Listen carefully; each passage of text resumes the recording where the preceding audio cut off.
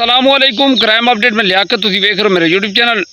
सरगोदा कारखाना बाजार ਦੇ ਵਿੱਚ ਇੱਕ बड़ा अफसोसनाक वाक़या होया है कि एक 8 ਸਾਲਾ ਬੱਚੀ ਉੱਥੇ ਕੋਈ ਚੀਜ਼ ਖਰੀਦਣ ਵੈਂਦੀ ਦੁਕਾਨ ਤੇ और उस दे नाल मुबैना बदसलूकी करके उसनू कतल कर दिता जाता और उसकी लाश छुपाई जाती है ताकि कोई सबूत ना मिले। बाद दे विच पुलिस ने इन्हां मुलजमान के खिलाफ की कार्रवाई की और CCTV का की रोल है और लवाहिकीन नू किस तरह पता चलिया कि साड़ी बच्ची दे नाल इन्हां ने यह काम कर दिता है।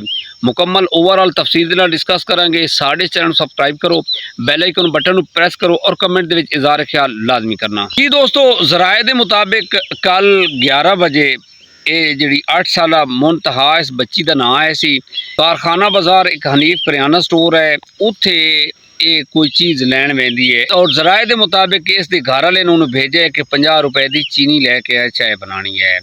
और ये छोटी बच्ची दूसरी जमात पढ़ती आई, ये जदों उत्थे जाती है इसनू किसी तरीके दे नाल एक अरसलान नामी लड़का, दो लड़के इन्हां दे कोल मुलाजिम हैं और ये तीसरी मंजिल ते इन्हां नू इन्हां मालका ने रिहाइश दिती हुई सी। हनीफ करियाने स्टोर का जिहड़ा मालिक है सी उसका नाम सी अब्बास वल्द अब्दुल खालिक। इन्हां दे कोल मुलाजिम हैं, ये 3 मंजिल दे उत्ते रह रहे हैं।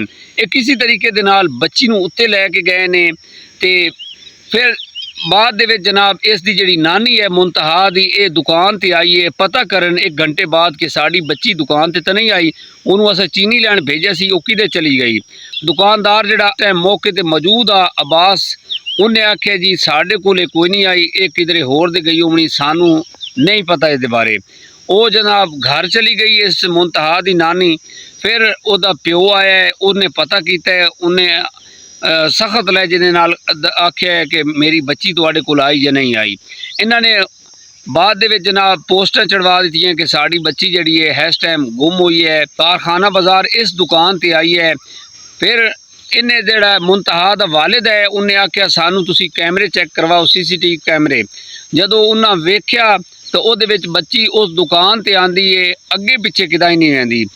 उन्हें आख्या कि सानू तसल्ली दिओ, उन्हें आख्या जी सानू नहीं पता। हनीफ करियाना स्टोर का मालिक है, उस आख्या जी सानू नहीं पता, किधरे अगे पिछे तुसी वेखो तुहानू बच्ची मिल वैसी। लेकिन उन्होंने साइड वाले कैमरे दे विच भी वेख्या तो पता चलिया कि बच्ची इसी दुकान दे विच इंटर होंदी है और होर बच्ची किदा ही भी नहीं बहती। उन्हें 15 ते कॉल की, मुंतहा दे वालिद ने। थोड़ी देर बाद आ गई पुलिस और पुलिस ने जदों तहकीक किया, पुलिस ने पूछताछ की। पुलिस तीसरी मंजिल ते ये मुंतहा दा वालिद तीसरी मंजिल ते गया है, लेकिन इसनूं उत्थे नहीं पता लगा। पुलिस आके जदों चेक किया वाशरूम ते जदों उन्हें निशान देखे ने बच्ची दे हत्थां दे ते SHO साहब नूं शक पै गया। उन्हें जदों देखा मुंतहा ये छोटी नन्ही बच्ची अपने वालिद के सामने आखिरी सांस ले रही आई, उत्थे ये जाँ बाक हो गई। फिर 1122 आई, 1122 नूं बुलाया गया। फिर जनाब फॉरेंसिक टीम आईयां, उन्होंने इस अफसोसनाक वाक़े तो बाद पुलिस हरकत च आई। DPO शोएब अशरफ साहब खुद तशरीफ लै गए, उन्हें वाक़े का नोटिस दिता। फॉरेंसिक टीमां ने बर वक्त कार्रवाई की, हर एंगल तो इस केस नूं परखिया। पुलिस तफ्तीश कर रही है इस दे विच कितने बंदे इनवॉल्व हैं। 1122 ने डेड बॉडी नूं हॉस्पिटल शिफ्ट किया। फॉरेंसिक टीमां ने अपनी कार्रवाई की, जिहड़े दुकानदार और जिहड़ा एक आध मुलाजिम है सी पुलिस ने उन्होंने गिरफ्तार किया। आखिरी इतलात के मुताबिक ये जिहड़े 4 मुलजमान है सन इन्हों पुलिस ने गिरफ्तार कर लिता। FIR दे विच जिहड़े मुलजिम उन्होंने नामजद कराए ने वो अब्बास वल्द अब्दुल खालिक है, हनीफ वल्द मोहम्मद अली जट है और एक एहसान अली वल्द हनीफ। चौथा अरसलान है। इतना वालिद है मुंतहा दा, वो दस रहा कि थोड़े दिन पहले मेरी इस अब्बास के नाल दुकानदार के नाल तलक कलामी हुई आई, कुछ लैन देन का मसला है सी ते उन्हें मैनू ये धमकी दी सी कि तैनू असी वो सबक सिखावांगे कि सारी जिंदगी तू याद रखेगा। FIR दे विच मतन है जिहड़ा तुहानू मैं दस रहा। जिहड़े इस बच्ची दे वारिस हैं ना वो मोहम्मद ताहिर वल्द बशीर, नदीम अकरम वल्द अकरम ये वारिस है सी, ये तलाश कर रहे हैं सी ते उन्होंने ये जिहड़ियां गल्लां दसियां ने जनाब कि इन्हें सन धमकियां दित्तियां सन। बाद दे विच इतलात आ रही ने कि मुलजिम हैं, एक अरसलान जिहड़ा मुलजिम है मुकाबले दे विच हलाक कर दिता गया है जाल चक्कियां दे करीब। लेकिन जिहड़ी इतलात साडे कोल आईयां ने कि CCTV पुलिस ने रिमांड लई 4 मुलजमां नूं जज साहब सिविल जज साहब दे पेश किया है और कुछ दिनों का रिमांड ले लिता है।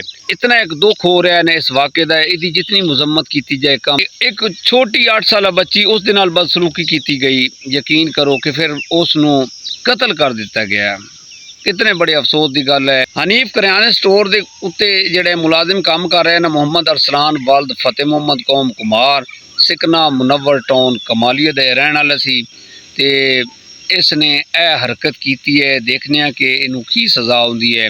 इस अफसोसनाक वाक़े ने हर बंदे नू दुखी कर दिता है। यकीन करो कि दिल जड़ा ना खून दे आंसू रो रहा है। इस वाक़े ने हिला के रख दिता है। बंदे को अल्फाज ही नहीं है कि कुछ कहे कि कितने एतमाद दे नाल ये छोटी बच्ची अगे भी इस दुकान ते आंदी आई, सौदा सलफ लैके जाती आई और इन्हां ने केड़ी वड्डी गलती की है। इस बच्ची दे नाल बदसलूकी करके फिर इसनू कतल किया। कतल करन तो बाद जनाब इसकी लाश छुपाई गई है।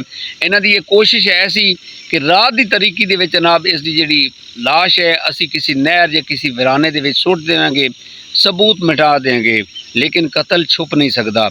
मैं खराज तहसीन पेश करना कि मकामी थाने की पुलिस नूं जिन्हां ने बर वक्त कार्रवाई करके मुलजमां नूं ट्रेस करके गिरफ्तार किया और इंशाअल्लाह उम्मीद है इसका जो केस है ना वो CCD के हवाले किया जाए। CCD बर वक्त कार्रवाई करके इन्हों कैफे किरदार तक पहुँचाए। इन्होंने बहुत बड़ी गलती की है जिसका अजाला इन्हों अगले जहान ही भुगतना पेगा, इत्थे ही भुगतना पेगा इंशाअल्लाह। जी दोस्तों, बंदे हर पिंड दे विच, हर महल्ले, हर शहर दे विच यकीन करो कि एतमाद करते हैं, एतबार करते हैं कि फलां नुक्कर ते, फलां चौक, फलां गली दे विच जनाब फलां दुकान ते बेटा चले जाओ, तुसी उत्थों जाके यह चीज़ खरीद ले आओ। कितना एक तुहाडे उत्ते ट्रस्ट करते हैं, लेकिन ये भेड़िए जिहड़े ने ये नाजायज़ फायदा उठाते हैं। खुदारा मेरी उन्होंने माँ प्यों अगे अपील है कि जिन्हां दी छोटियां बच्चियां इस तरह एतमाद करके दुकानां ते भेज देंदे ने कि फलां जगह ते फलां बंदा होएगा जनाब फलां कोल सौदा लैके आ जा। इस तरह का एतमाद इस दौर दे विच खत्म हो गया है, एतबार खत्म हो गया है। लिहाजा मेरी ये गुजारिश है कि कोशिश करो तुसी खुद जाके चीज़ां परचेज करो। छोटे बच्चे छोटियां बच्चियां नूं बाहर ना भेजो। इस तरह के भेड़िए हर जगह ते कोई एक ना एक तुहानूं लाजमी मिलेगा।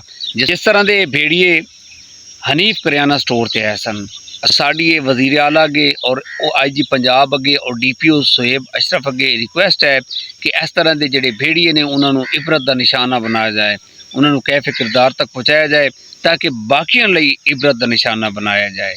इसे पैगाम के नाल सानू इजाज़त दो। अपना ढेर सारा ख्याल रखना, कमेंट दे विच राय लाजमी देना। खुदा हाफिज़।